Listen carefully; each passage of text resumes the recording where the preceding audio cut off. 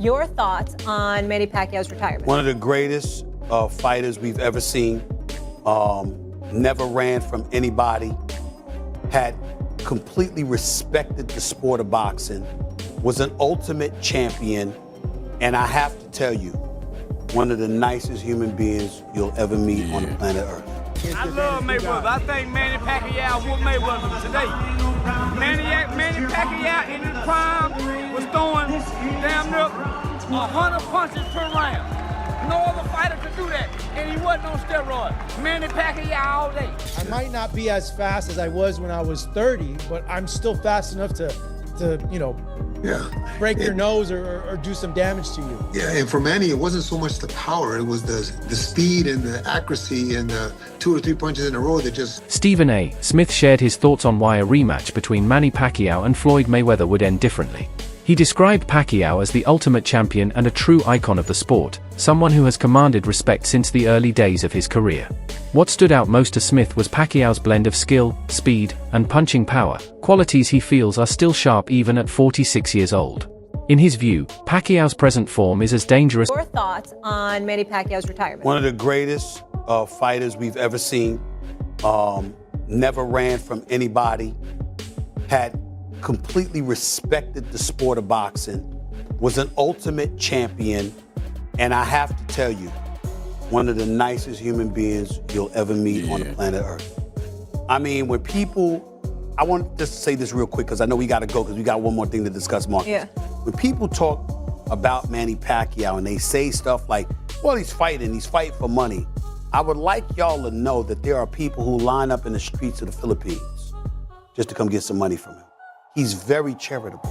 Oh, yeah. That's why money was compromising, because he's a giver.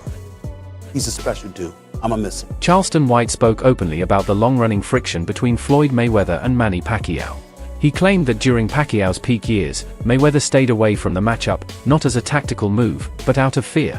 White highlighted how dangerous Pacquiao was in his prime, with blistering combinations, quick footwork, and relentless aggression that made him a nightmare opponent. Allegations raised by Mayweather, including claims of performance-enhancing drugs, were seen by many as excuses to postpone the showdown. Instead of meeting Pacquiao when both fighters were at their best, Floyd chose to wait. White's remarks reinforced the idea that Mayweather avoided risking his perfect Honorable man, right? Yeah. Going to the grave. Story of redemption. Absolutely. Somebody we remember forever. No doubt, man. With Charleston, we'll let you get back to your business. And can't forget about the George Foreman grill. You can't forget about that grill, the George Foreman grill. It taught many people how to make burgers without being messy. Definitely an important thing, that George Foreman grill, bro. Without question, man. What's your best memory of Manny Pacquiao? Watching Manny fight over the years, what was your best memory of him? I love Mayweather. But Mayweather avoided him for all those years. Accusing him of being on steroids, and he never tested positive for steroids. He was like a machine. Yeah, homie. So if I'm not mistaken, he was one of the only fighters, homie, that threw over 100-something plus rounds, punches per round. So he was like a machine, homie, hard to beat. Age has always been a major talking point in boxing, and when it comes to Pacquiao and Mayweather, it matters even more. For years, many dismissed the idea of a rematch, believing that time had already caught up with both legends. But Pacquiao's recent bout with Mario Barrios changed that perception. His sharp movement, quick reflexes, and impressive conditioning surprised many doubters. Suddenly, the thought of Mayweather stepping back into the ring against this version of Pacquiao doesn't feel so unrealistic. Rather than seeing two past their prime fighters, fans are now wondering if Floyd... Well, now the question hanging in the air like a jab. What's next for the Pac-Man? There's a growing chant for a Floyd rematch. And you know what? I wouldn't hate it. Two legends, both past their peak, but still dangerous, still proud, still built for the lights. Only thing is, after what Manny just showed, not sure Floyd wants that smoke. Since making his return to the ring, Pacquiao hasn't held back from openly calling out Mayweather. In interviews and public appearances, he continues to make it clear he's ready anytime. No drawn-out negotiations, no excuses, just a straightforward challenge. Pacquiao has put the ball firmly in Floyd's court. This approach highlights Manny's competitive spirit, showing he still believes he can perform at the elite level. And with his recent performances backing up his words, what once seemed like a far-off fantasy now feels like a real possibility. The boxing world is buzzing with excitement as Manny Pacquiao gears up for his showdown with WBC welterweight champ Mario Barrios. But that's not all. There's talk of a potential rematch with Floyd Mayweather. Pacquiao's not holding back, saying Mayweather's been ducking him. He wants a real fight, not just an exhibition. Can you imagine the hype if this happens? It could be worth billions. But first, Pac-Man's got to handle business this Saturday. If he wins, will it force Mayweather to step up, or will Barrios spoil the party? One thing's for sure, the line of fighters wanting a piece of Pacquiao will be long if he comes out on top.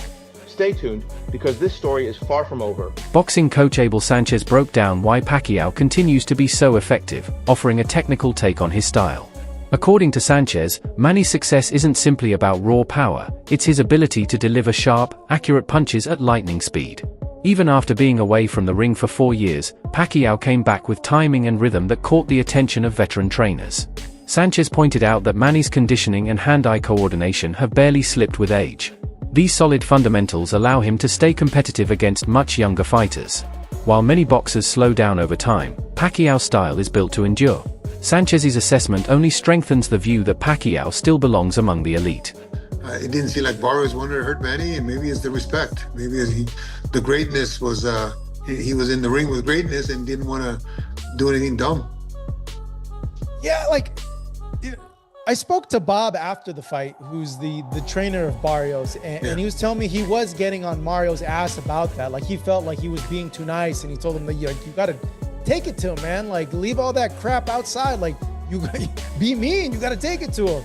Yeah, but you know what? We are on the outside. We're not taking near a lick as a coach. Yeah. He's in there with a great legend, and he's in there with somebody that can punch and somebody that can fight. So his mentality and his sentiment and what he sees there is a hell of a lot different than what we see on the outside. All we can do is try to encourage our guys, but we're not taking any punches. Yeah, and there was flashes of the old Pacquiao there, though. At times. Yeah, at times. Yeah.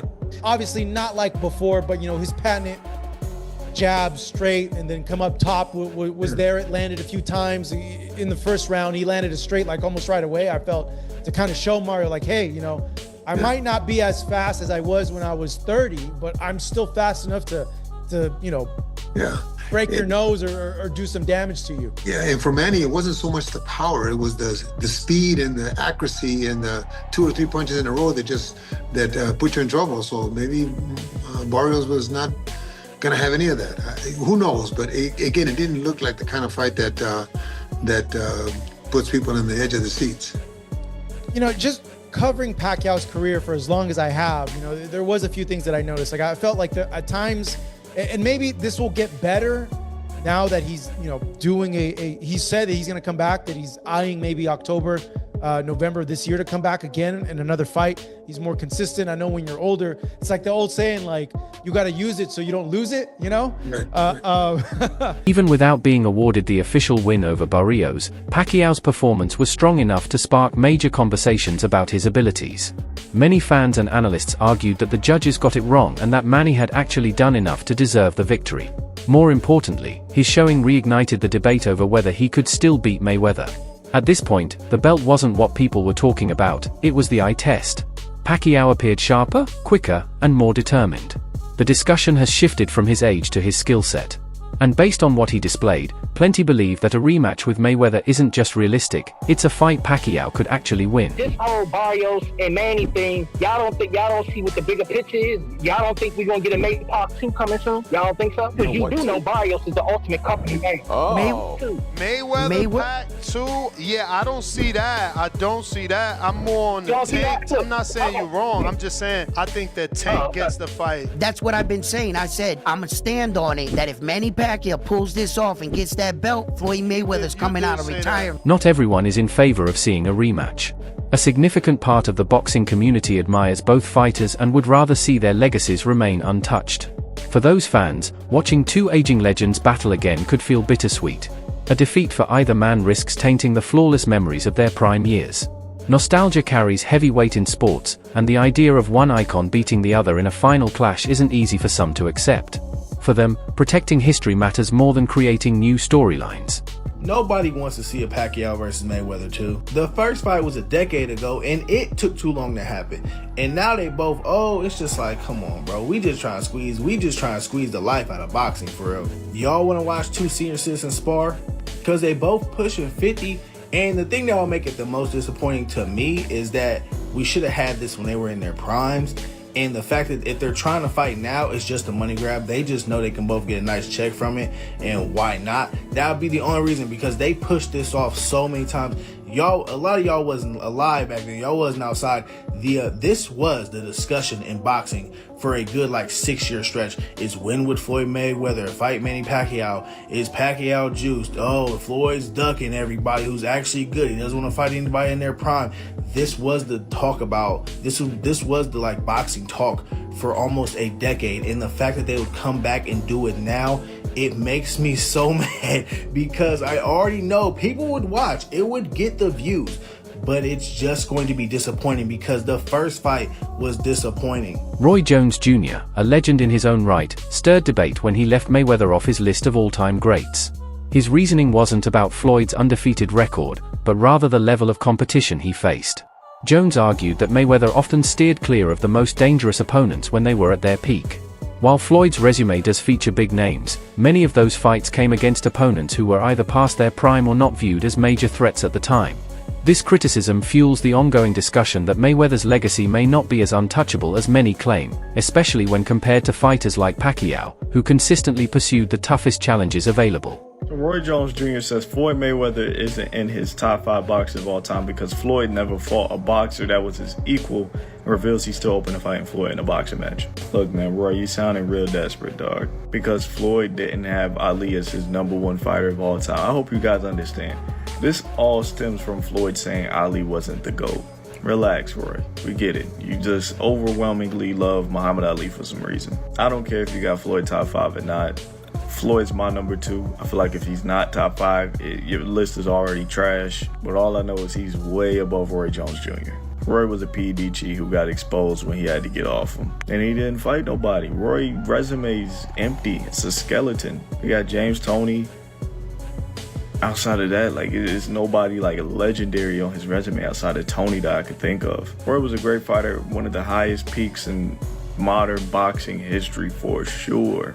But the guy, at the end of the day, he didn't fight nobody. I'm cool with Roy saying Floyd ain't top 5, but as long as he don't got himself in that top 5, we all good.